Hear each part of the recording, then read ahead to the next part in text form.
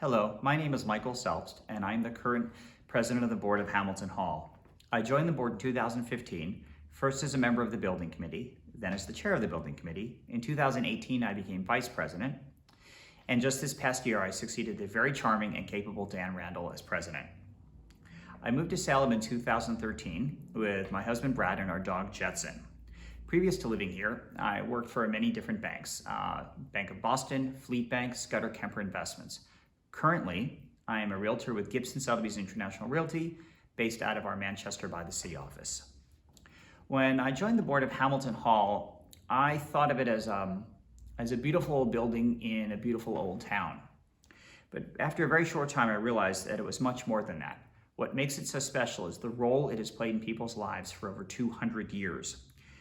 Celebrations such as weddings, proms, graduations, student award ceremonies, even funerals have been gathering people here for over 200 years.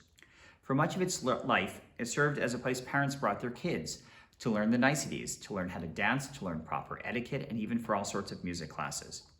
As a home and business location for the Rahman family, the hall hosted abolitionist meetings, abolitionist discussions, and planning sessions.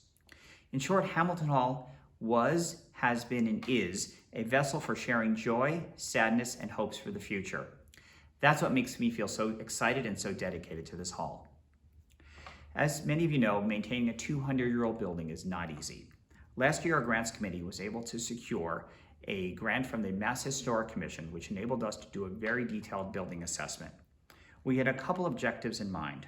Number one, uncover structural failings and their root causes and develop a remedial plan. Two, improve access to the building with a special focus on the sidewalks outside the building, as well as access to the building on the stairs.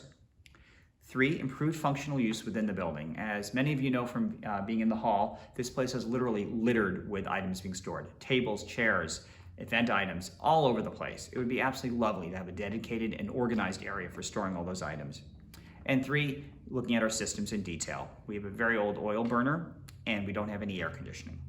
So now we have a roadmap to address these issues. COVID-19.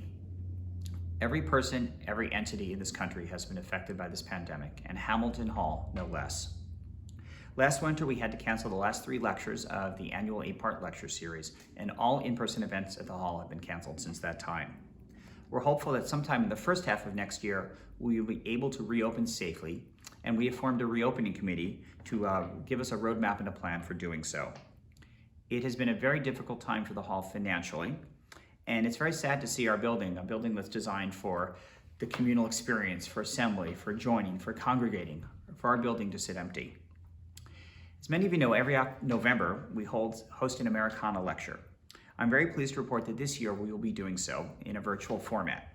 Historian Adelaide Solomon Jordan, who is in the lineage of the Rahman family, will discuss family stories not often told about African Americans in this country.